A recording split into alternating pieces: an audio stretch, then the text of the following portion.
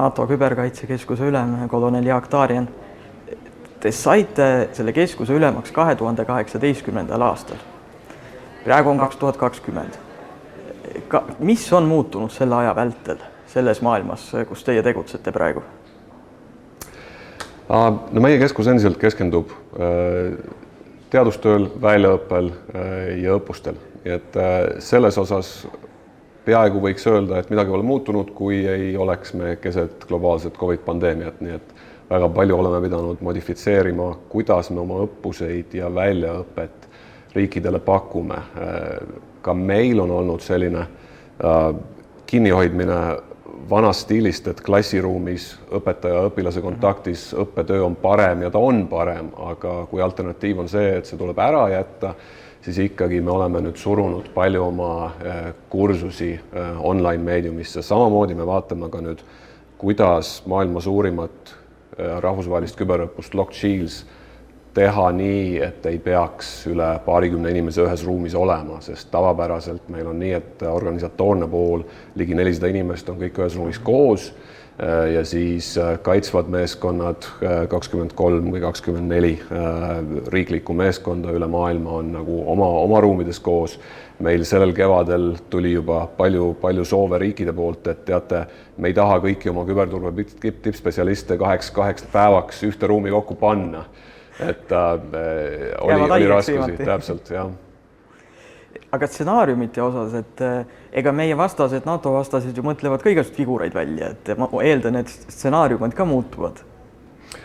No õppuste stsenaariumisse me ei ole veel kaugtöö haavatavust sisse pannud. Võimalik, et paneme, vaatame. Aga jah, tõepoolest, eks see kaugtöö mõjutas ka iga rahvuse kaitseväge ja NATO-t kui sellist. NATO-l on väga head, turvalised, krüpteeritud võrgud tavatööks, aga seda ei saa inimene koju võtta. Kui ta tuleb koju, ta töötab oma võrgust. See oli suur muutus, kuidas, mis meediumis üldse kohtumisi läbi viia, mis meediumis infot vahetada. Iga riigil on omad regulatsioonid. Aga kaugtööl ikkagi on ju risk? Loomulikult on kaugtööl risk ja inimese aju on ju see, mis paneb teda tegema küberruumis haavatavaid asju, klikkima linkidel, tegema lahti manuseid, et kui sulle saadetakse manus, mis ütleb, et viimased COVID-numbrid sinu mikrorajoonis, kus sa elad, sa tahad seda lahti teha, sa tahad teada, aga see on tegelikult sellise hea sotsiaalse disainiga pahavara väga suure tõenäolusega, mis seal manuses on. Kas selle kurja viirusega seoses kas ja kui palju on erinevat pahavara disainitud? Just see, sellist pahavara, mis nagu kollektsioneerib teatud tundlikku infot või urgitseb? Jaa, muidugi me ju oleme lugenud kõik Venemaa ja Hiina katsetest lääne meditsiiniuuringute viimaseid andmeid varastada interneti kaudu, häkkimise kaudu, et ette jõuda vaktsiini tootmisel. See on nagu selline spetsiifiline pahavara. Aga muidu pahavara, ta on endiselt endiselt info kogumise või raha väljapressimise eesmärgiga, lihtsalt see viis, kuidas inimest panna klikkima sellel, millel ta ei tohiks klikkida, on teise sotsiaalpsühholoogilise disainiga. Ta vajutab neid nuppe, et inimene kardab COVIDit ja siis see e-kiri, mis nagu paneks teda klikkima, on COVIDi teemaline. Et hirm, uudishimu, kõik sellised väga inimlikud omadused, mille peale rõhutakse. Jah, täpselt nii.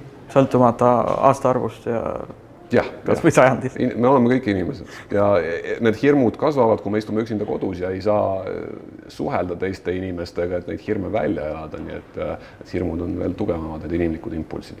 Kas te olete näinud midagi sellist, mis teid nagu päriselt üllatab, et et on ikka lahendus? Ei ole, aga meile nad ei pruugi alati jõuda ka. Meie oleme siiski mõttekoda, me ei ole selline esimene kaitseliin, kes operatiivselt kaitseb võrke, et seda peate küsima kellegi teise käest. Suur tänu, kolonel.